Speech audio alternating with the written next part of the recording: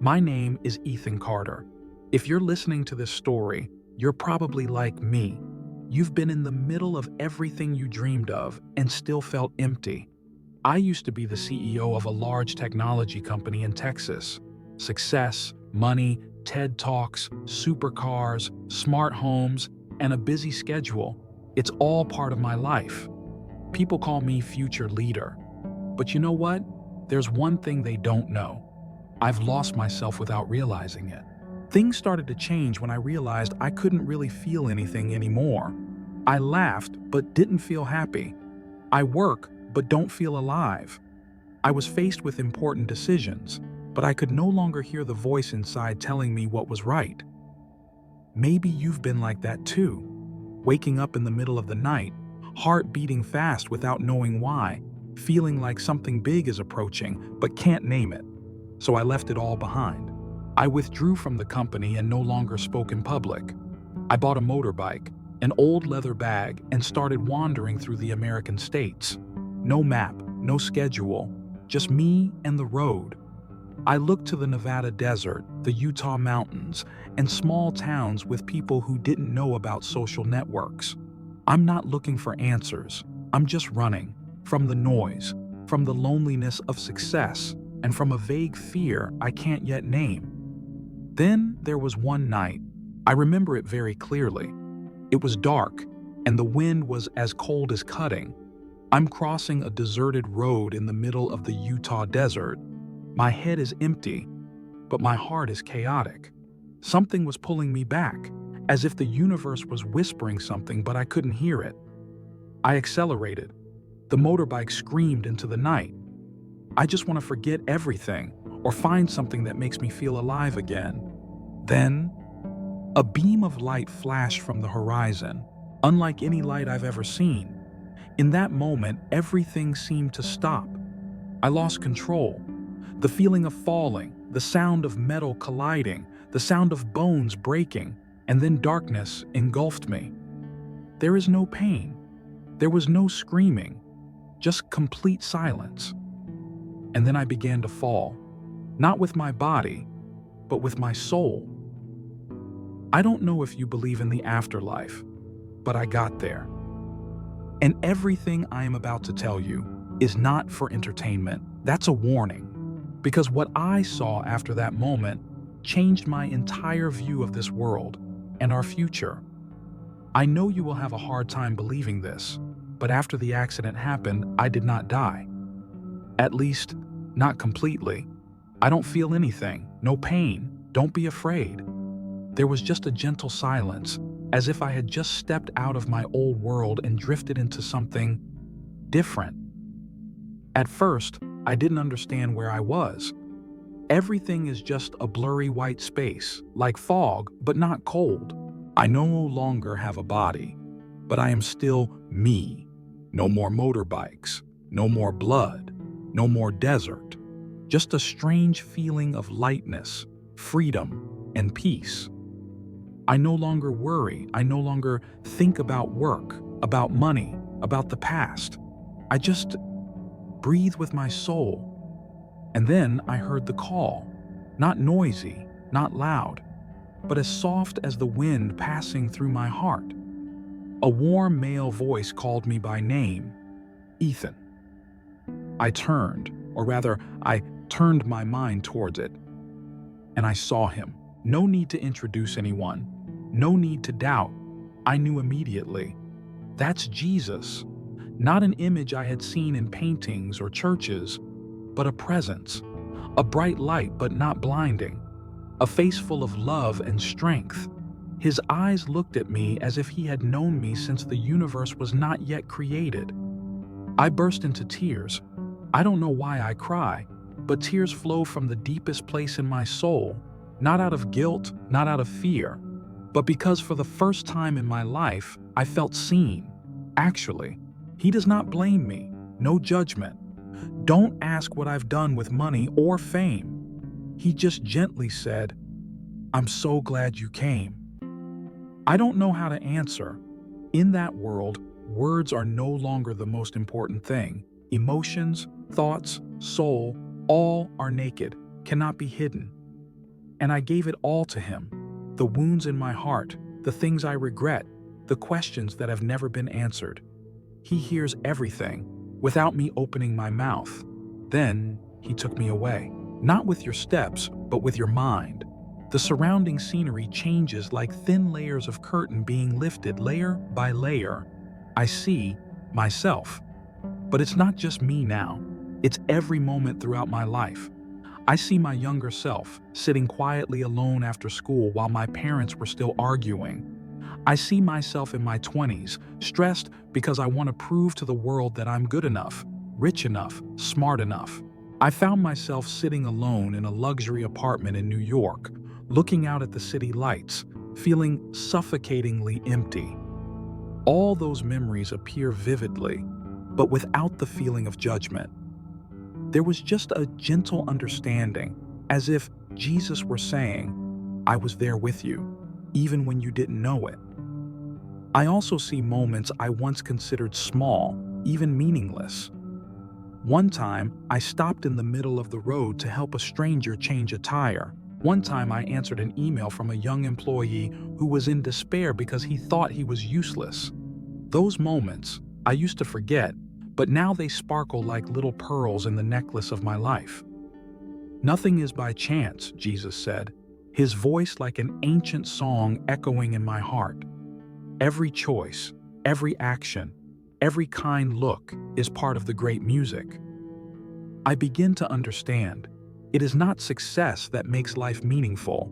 It's love, it's true, it's compassion. But then the light around me began to change color. It was no longer as bright as before, but became heavier, not dark, but deeper, as if something serious was about to be revealed. I look at Jesus. He was still smiling, but his eyes were filled with weight. Then he said, Ethan, what I am about to show you does not just concern you. It concerns all humanity. I squeezed his hand, an action that needed no reason. And then we walked together into a scene that I had never dared to imagine. A look through time, through spirituality, a truth that will completely change the way I see the world. And that's when I started to see the future, a future not too far away, just a few steps away, a few light years away from us. A future that I must tell, not because I am special, but because you need to know. Because you, like me, will have to choose your path when that time comes. And it's coming closer than ever. I used to think I understood this world. Working in the technology industry for nearly 2 decades, I am familiar with charts, algorithms, and numbers predicting the future. But what I saw in that moment, standing next to Jesus and looking down at the timeline unfolding before my eyes, was unlike any analysis I had ever seen. It is not a prediction. It is true. A truth is getting closer, every hour, every minute, like a big wave at sea about to hit the shore. Jesus took me to a strange space, no clear boundaries, no sun, no clock, just a giant spinning wheel. It's a cosmic clock. I don't know how else to call it. It doesn't measure time like a watch you wear on your wrist. It measures the movement of the human soul. I saw the hands of that clock running very fast towards a landmark, the 12 o'clock mark. And I know, when it hits that mark, everything will change. Can't turn back anymore. I asked Jesus, what will happen at that time? He did not answer immediately. He just raised his hand, and before my eyes, an image of Earth appeared, but not the Earth we live on today. It was a futuristic version, just a few years ago, maybe 2025. I see cities glowing, technology developing to the point where no one needs to carry a wallet or phone anymore. People just need to raise their hand to make purchases, enter the office, open the door, and access information. Everything is so fast, convenient, and safe that it seems like humanity's dream has finally come true. But you know what? I didn't feel at peace looking at that scene. I feel cold, strangely cold, because while everything seemed fine, people smiling, working, living regularly, the light within them was gone. They weren't sad, but they weren't happy either. They aren't angry, but they aren't in love either. It's as if they're living on an emotional copy. It's as if something else is running their lives, not themselves. I asked Jesus, what is happening to them?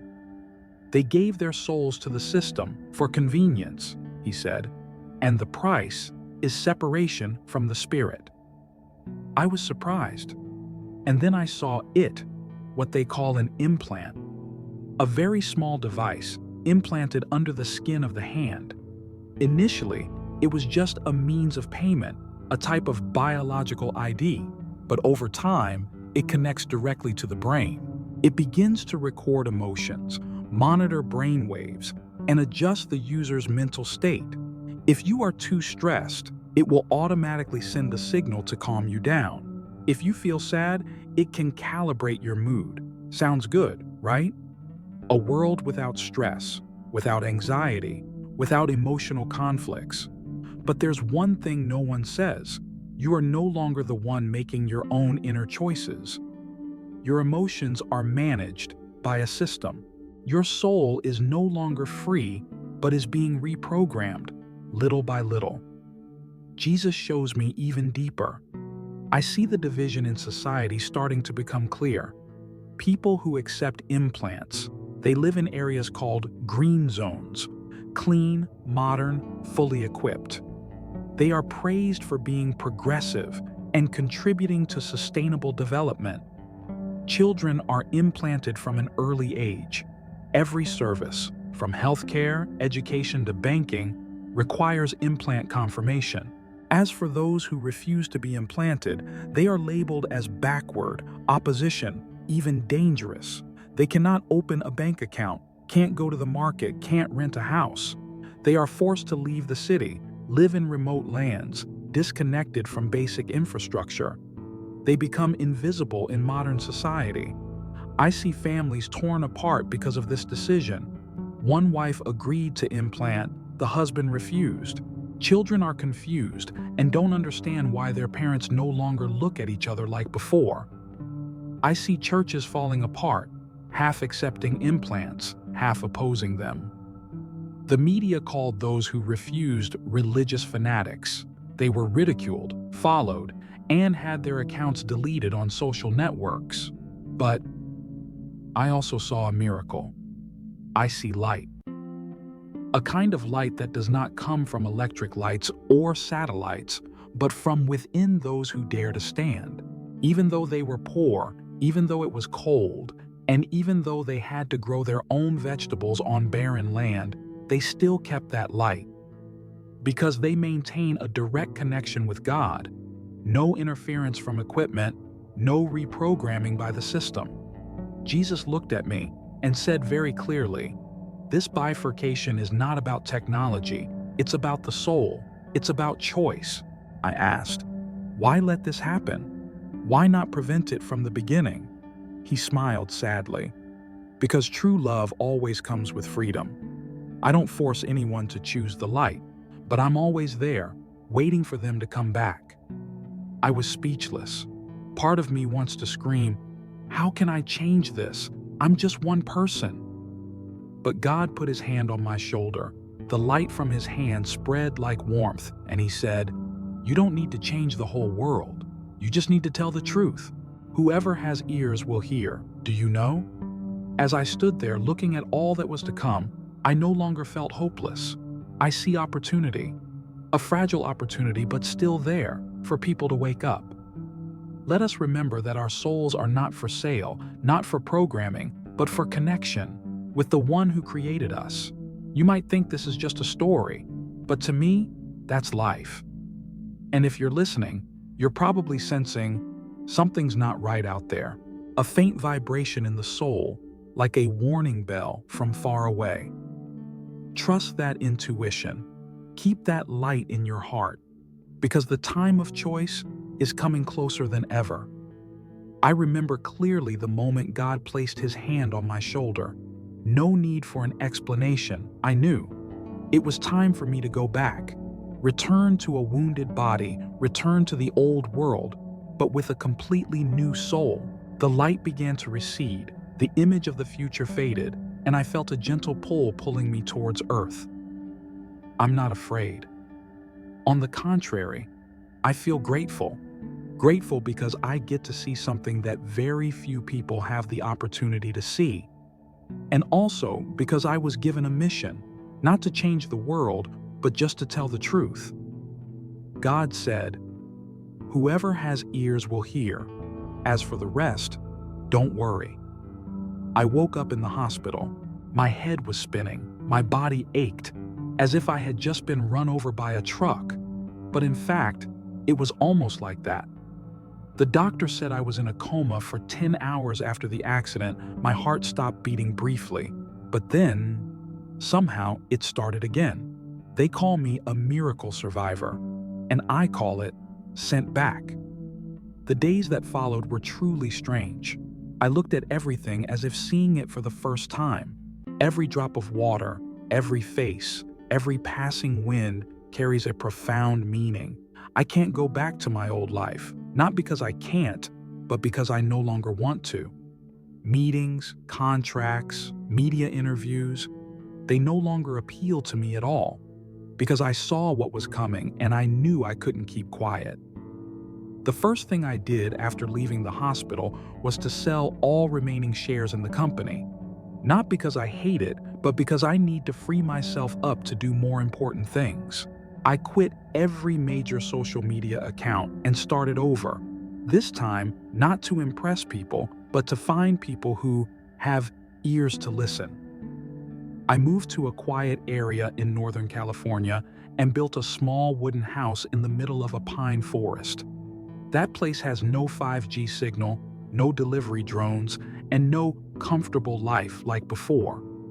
But every morning, when I open my eyes, I feel closer to the one I have met. I began to document my entire experience, every image, every word God said, every scene I saw in that cosmic clock. At first, I was just going to keep it to myself, but then one night while praying, I heard his voice again. "Tell me, Ethan, they need to know." So I started sharing, but in an unexpected way. No stage, no live stream to millions of people, no green accounts on social platforms. I just opened a small YouTube channel, no advertising, no tricks to attract views. I recounted what I had seen, gently, slowly, as if sitting by the fire talking to an old friend. And something strange happened. Without even trying to spread the word, strangers started coming to me. They leave comments, email, call, from all over the world. Some said they had dreamed of the exact same thing. Some people admit that they always feel like there is something wrong with the so-called convenient life going on. A girl in Michigan wrote that after hearing my story, she decided to cancel her 7-year-old child's implant appointment. Those responses were all the motivation I needed. I know I'm not alone. And most of all, I know the light is starting to spread. Then I decided to go further. With a few trusted friends, we began to set up light shelters. Not places to escape from society, but places where people can live authentically, stay connected to God, and learn to recognize the truth in a world full of fakery. We do not build fences or organize sects. We just grew vegetables together, learned how to heal, read the Bible, prayed, and lived in mindfulness. You would be surprised to know how many people are willing to give up all comforts to find true freedom for their souls. There are families who bring their children to live, even though they have to quit their jobs, leave the city, and start over. There was a doctor who used to work in a large medical system and took a leave of absence to come here just to feel like I'm still human. Of course, not everyone understands. Some people call us fanatic, superstitious, conspiracy theorist. Some people say I'm crazy. I get it. I used to be that person. Used to be someone who believed that technology would save everything. Once thought that emotions were just chemical reactions that could be optimized. But then I met God, and everything changes. I don't tell this story to scare you. I'm not sitting here to urge you to drop everything, run to the mountains, and become a hermit. I just want you to start listening. Listen a little closer. Listen to your inner voice, the tiny voice, sometimes overwhelmed by all kinds of sounds out there. Ask yourself, am I really alive? Or am I being programmed to survive? Because, I believe, if you are hearing these words, you still have light in your heart, and God is knocking on the door of your heart gently, without forcing. He just needs you to open up. We still have time, not much, but enough if we wake up, if we choose again, not with anger, not with fear, but with love, with the courage to say, I wouldn't trade my soul for comfort. I'm not a leader. I'm not a spiritual teacher. I'm just a man who met Jesus and can no longer stay silent. And if there is anyone out there who is also feeling something coming, please don't ignore it. That's not an illusion. That's the signal. And you still have time to hear clearly. I often dream about that space clock again. In the dream, it floated in the night sky, the hour hand trembling as if it was about to touch the number 12. There was no bell, no loud warning, just an absolute heavy silence, as if the whole universe was holding its breath. I believe we are living in that moment. The moment right before it all changed. Not with a loud bang or a terrible incident, but by making small choices every day. By placing your hand on your heart and asking yourself, what am I living by? Where am I going? And is my soul still free? Maybe you're feeling like the world out there is getting stranger and stranger. Things that were once familiar suddenly become fake. Relationships gradually become shallow. Technology keeps advancing, but your soul is receding further and further. If you feel this way, you're not alone. You are awake. And here's what I want you to know. No matter how far the darkness spreads, just a ray of light can dispel it. Only one person who dares to live truly, dares to maintain connection with God, dares to say no to programming, can change the atmosphere around them. Not everyone will understand you. Maybe you will be called dreamy, too sensitive, going against the times. But I tell you this, it is those people, those who know how to listen to the inner voice, who are the remaining hope of this world. I don't know who you are, where you are, what you're facing, but if my story touches you, then perhaps we are standing at the same crossroads. And if you feel called, step forward. Take it easy. No need to make noise. Just be honest.